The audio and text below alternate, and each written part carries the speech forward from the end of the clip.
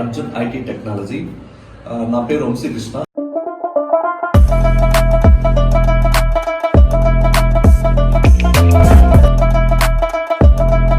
Hello everyone, ఈ వీడియోలో మనం సాఫ్ట్వేర్ జాబ్స్ అనేవి ఎవరికి ఎలిజిబుల్ కాదు అనేది మనం ఈ వీడియో తెలుసుకుందాం.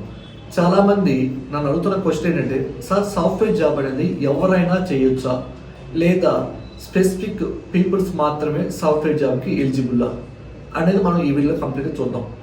ఇక్కడ సాఫ్ట్వేర్ జాబ్ తెచ్చుకోవాలి, లేదా మేము వేరే కెరియర్ నుంచి అంటే మేబీ నాన్ ఐటీ అవ్వచ్చు, లేదా మేబీ అదర్ థింగ్స్, మేము బ్యాంక్ జాబ్ చేసాం సార్ ఇన్ని రోజులు, లేదు సార్ మేము సంథింగ్ ఏదో చేసాము, మేము దాని నుంచి సాఫ్ట్వేర్ జాబ్కి మూవ్ అవ్వచ్చా అంటే డెఫినెట్లీ మీరు మూవ్ అవ్వచ్చండి.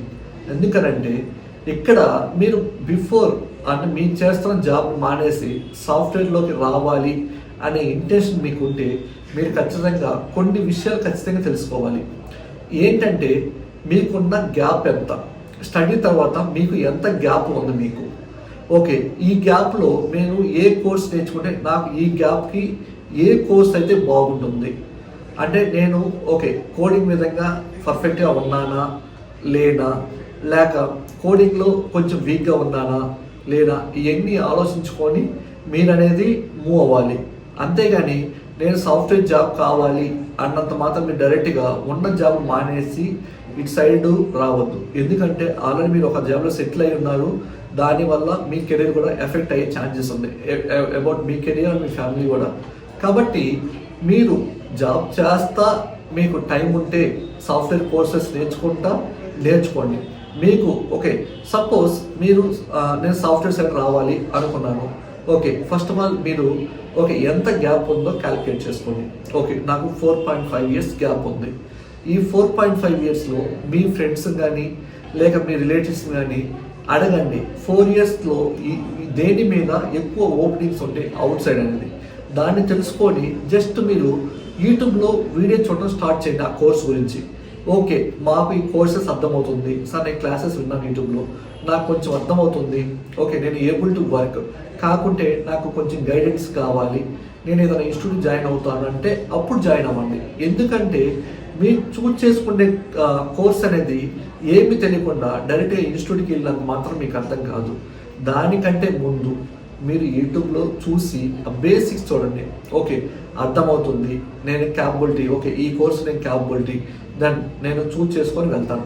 మళ్ళీ ఆ కోర్స్ కూడా బయట కోర్స్ కంప్లీట్ అయిపోయిన తర్వాత మార్కెట్ ఎలా ఉంది, ఓకే మార్కెట్ మీన్స్ బయట కాల్స్ ఎలా ఉన్నాయి అనేది కూడా చెక్ చేసుకోండి. ఎందుకంటే చాలామంది కోర్స్ చాలా కష్టపడుతున్నారు, బాగా కంప్లీట్ చేస్తున్నారు, కానీ బయటకు వచ్చిన తర్వాత ఆ కోర్స్ మీద కాల్స్ కూడా ఉండలేదు.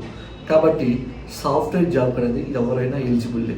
కానీ ఇక్కడ మెయిన్ మీరు ఫోకస్ చేయాల్సిన పాయింట్స్ కొన్ని ఉంటాయి. ఒకటి ఏంటంటే ఏదో వచ్చాము, ఏదో క్లాస్ చదువుతున్నారు, విన్నాము అన్నట్టు కాకుండా మీరు కంప్లీట్గా మీ నేర్చుకునే కోర్స్ అనేది 4 months 5 months ఆ కోర్స్ మీద మీ ధ్యాస ఉండాలి. ఓకే, ఇంటర్వ్యూస్లో వాళ్ళు మిమ్మల్ని మల్టిపుల్ వేస్లో క్వశ్చన్స్ అడిగే ఛాన్సెస్ ఉన్నాయి. కాబట్టి మీకు క్లాస్లో ఎవరైనా మహా అయితే 20% నేర్పిస్తారు. కాబట్టి రిమైనింగ్ అనేది మీరు ఓన్గా మీరు ఎక్స్పోర్ట్ చేసుకోవాలి. అలా చేసుకుంటేనే మీకు ఎక్కువగా మీకు ఇంటర్వ్యూలో మీరు సక్సెస్ అయ్యే ఛాన్సెస్ ఉంది. సార్ ఎలా ఎక్స్ప్లోర్ చేసుకోవాలి అంటారంటే, మీకు కావాలంటే ఇప్పుడు మేము ఏ ఇన్స్టిట్యూట్ అయినా మీకు ఏం చేస్తారు, ఆ కోర్స్లో దీని పర్పస్ ఇది, ఓకే ఈరోజు ఒక టాపిక్, ఆ టాపిక్ పర్పస్ చదువుతారు. మీరు ఆ టాపిక్ పర్పస్ సార్ చెప్పింది ముందు ట్రై టు అండర్స్టాండ్, ఏం చెప్పి అర్థం చేసుకొని దాని గురించి ఫస్ట్ చదవండి. చదివిన తర్వాత మీకు యూట్యూబ్ ఉంది, చాట్ జీటీపీ ఉంది, దాంట్లో మీరు ఎక్కువ ఎక్స్పోర్ట్ చేసుకోండి దాని గురించి. ఓకే, ఒకవేళ ఇంటర్వ్యూ పోతే ఇంటర్వ్యూలో వీటి గురించి ఏ వేస్లో క్వశ్చన్స్ అడగవచ్చు, ఒకవేళ రియల్ టైం గురించి ఎక్కడ ఇచ్చేసామనేది కూడా మీరు అడగవచ్చు. ఇవన్నీ మీరు ఎక్స్పోర్ట్ చేయాలి. మీకు తెలియకపోతే మీరు ఇన్స్టిట్యూట్లో సార్ని అడగాలి, లేదా ఇప్పుడు చాట్ జీటీపీ కానీ మీకు చాలా కొత్తగా ఉన్నాయి, వాటిని అడిగినా కూడా మీరు ఏ సిచ్యువేషన్లో ఏది చెప్పాలో కూడా మీకు వస్తుంది. కాబట్టి ఫైనల్గా నేను చెప్పే సజెషన్ ఏంటంటే, డోంట్ బ్లైండ్లీ మూవ్ టు మీరు చేస్తున్న వర్క్ నుంచి సాఫ్ట్వేర్ సైడ్ మూవ్ అవ్వాలి అంటే మీ కెరీర్కి ఎఫెక్ట్ అయ్యే ఛాన్సెస్ ఉంది.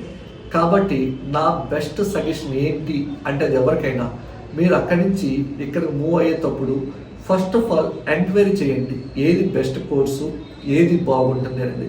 ఆ ఎంక్వైరీ చేసిన తర్వాత నేను కోర్స్ నేర్చుకున్న తర్వాత బయట మార్కెట్లో ఆ కోర్స్కి డిమాండ్ ఉందా లేదా అది కూడా చెక్ చేయండి.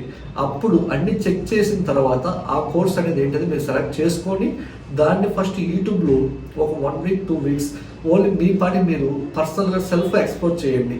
ఓకే మాకు అర్థమవుతుంది, ఓకే నేను ఇది రైట్ చాయిస్ అని అనుకున్నప్పుడు మాత్రమే మీరు ఇన్స్టిట్యూట్లో జాయిన్ అయ్యి ఆ కోర్స్ గురించి కంప్లీట్ డీటెయిల్స్ తెలుసుకోండి. అప్పుడు మీకు ఏమవుతుందంటే మీరు can able to give the answers. కాబట్టి ఇక్కడ సాఫ్ట్వేర్ కోర్స్ అనేది వీళ్ళు వాళ్ళు అనే తేడా ఏముండదండి. మన దగ్గర సబ్జెక్ట్ ఉంటే, మన దగ్గర కాన్ఫిడెన్స్ ఉంటే everything is eligible for any course. Not only software, ఏదైనా మన దగ్గర ఉన్న వర్తను బట్టి ఏదైనా మనకి క్యాపబిలిటీ అండి. కాబట్టి సాఫ్ట్వేర్ అని కాదు, మీరు ఏ రంగంలో అయినా మీరు మీరు వెళ్ళి మీరు సక్సెస్ అవ్వాలంటే డిపెండ్స్ ఆన్ మీరు చేసే హార్డ్ వర్క్ నుంచి, మీరు ఆలోచించే విధానాన్ని బట్టి ఉంటుంది. కాబట్టి ఏదైనా ఒక స్టెప్ మూవ్ అయ్యే ముందు కొన్నిసార్లు ఆలోచించి వెనక ఉన్న మన బ్యాక్గ్రౌండ్ కూడా family, okay current situation job మానేసి వస్తే మన పరిస్థితి ఎలా ఉంటుంది, ఇవన్నీ ఆలోచించుకొని ఒక స్టెప్ ఫార్వర్డ్ చేయండి. అంతేగాని వాళ్ళు ఎవరో చెప్పారు వీళ్ళు ఎవరో చెప్పారు బ్లైండ్గా నమ్మకుండా ఫస్ట్ మీ గురించి మీరు సెల్ఫ్ ఎక్స్ప్లోర్ చేసుకొని స్టార్ట్ చేసి మీకు కాన్ఫిడెన్స్ వచ్చింది అనుకున్న తర్వాతే మీరు ఏ సాఫ్ట్వేర్ కోర్స్ అని నేర్చుకొని అప్పుడు మీరు ఇంటర్వ్యూకి వెళ్ళి మీరు ఇంటర్వ్యూ క్రాక్ చేసుకోండి. Thank you.